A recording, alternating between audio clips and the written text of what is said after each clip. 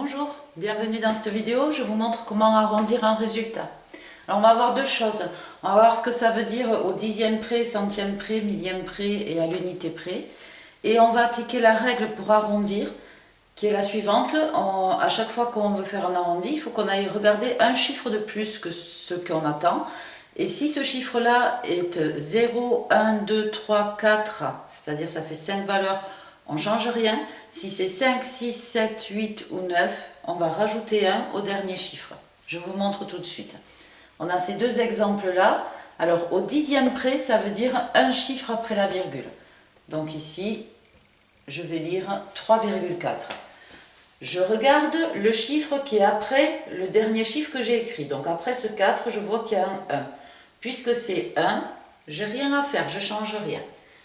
Ici, un chiffre après la virgule, je réponds 11,7. Je regarde le chiffre après ce 7, c'est un 9. Puisque c'est un 9, je dois ajouter 1 au dernier chiffre. Donc j'ajoute 1 à mon 7 et je vais répondre 11,8. En fait, cette technique, elle permet de répondre une valeur qui est la plus près possible du résultat réel.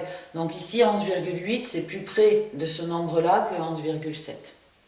Allez, au centième près, deux chiffres après la virgule, donc 3,41. Je regarde après le 1, il y a un 5, donc j'augmente de 1 et je réponds 3,42. Ici, avec deux chiffres après la virgule, ça fait 11,79.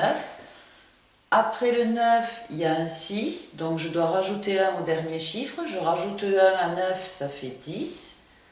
Et j'ai donc une retenue qui vient ici sur mon 7.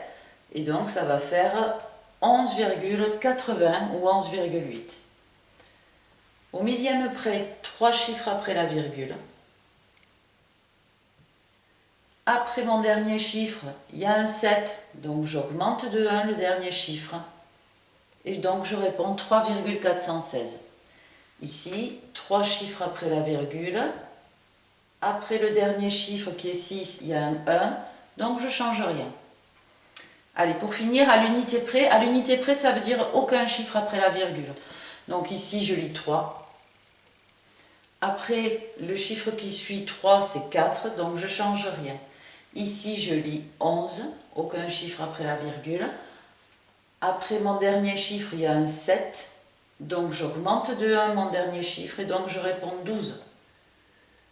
Donc effectivement, ce nombre est plus près de 12 que de 11. Voilà, j'espère que ça vous a aidé, je vous remercie. À bientôt.